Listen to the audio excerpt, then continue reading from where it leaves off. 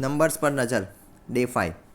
આજના દિવસે બજાર એક સત્ય બતાવી રહ્યું છે કે સાઇઝ માત્ર મેટર નથી કરતું, આંકડા પણ ખૂબ મહત્ત્વના મેટર કરતા હોય છે. આજે આપણે બે રિઝલ્ટ પર ચર્ચા કરીશું.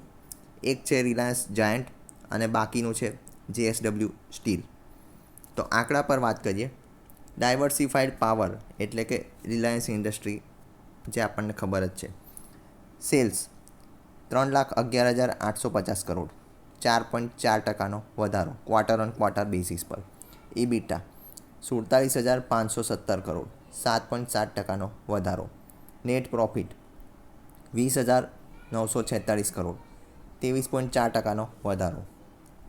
Revenue 25% year on year wise basis પર ઉપર.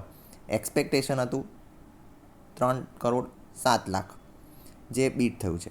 ઇબીટા એક્સપેક્ટેશન હતું 46,100 કરોડ, જે 54,067 કરોડ આવ્યું છે, જે year on year wise basis પર 10% ઉપર છે, જે બીટ થયું છે. નેટ પ્રોફિટ પણ બીટ થયું છે. 18,100 કરોડની એક્સપેક્ટેશન હતી, તેની સામે 20,946 કરોડ આવ્યું છે, પણ year on year wise basis પર પ્રોફિટ 22% ડાઉન છે. ઇબીટાની વાત કરીએ બ્રેકડાઉન પર, તો O2C EBITDA 17,010 crore, 17% year on year wise basis પર. ડિજિટલ સર્વિસના ઇબીટા 20,260 કરોડ, 16% ઉપર. જીઓ પ્લેટફોર્મ 20,865 કરોડ, 15% ઉપર. Reliance retail EBITDA 6,310 crore, -1.1% year on year wise basis પર. Jio ARPU average revenue per user 215, 0.7% ઉપર છે ક્વાર્ટર ઓન ક્વાર્ટર બેસિસ પર. રિલાયન્સના નંબર જે છે એ મજબૂત છે આ ક્વાર્ટરમાં. આગામી ચાલ તેના આગામી પરફોર્મન્સ પર ડિપેન્ડ કરશે. JSW સ્ટીલ માર્જિન સ્ટોરી છે, પરંતુ પ્રોફિટમાં શોક છે. સેલ્સ 47,364 કરોડ, 7.5%નો ઘટાડો. ઇબીટા 9,883 કરોડ, 8.7%નો વધારો. નેટ પ્રોફિટ 4,651 કરોડ, 71.6%નો ક્વાર્ટર ઓન ક્વાર્ટર બેસિસ પર મોટો ઘટાડો. રેવન્યુ જે છે એક્સપેક્ટેશન હતું 4,301 કરોડ, જે બીટ થયું છે. ઇબીટા 9,883 કરોડ, જે એક્સપેક્ટેશન હતું 9,290 કરોડ, એ પણ ઇનલાઇન છે.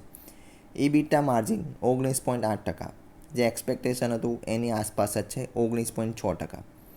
પ્રોફિટ જે એક્સપેક્ટેડ હતો 3,730 કરોડ, જે બીટ થયો છે, પરંતુ પ્રીવિયસ ક્વાર્ટરનો જે પ્રોફિટ હતો એ હતો 16,370 કરોડ. તો શું થયું JSWના આંકડાને?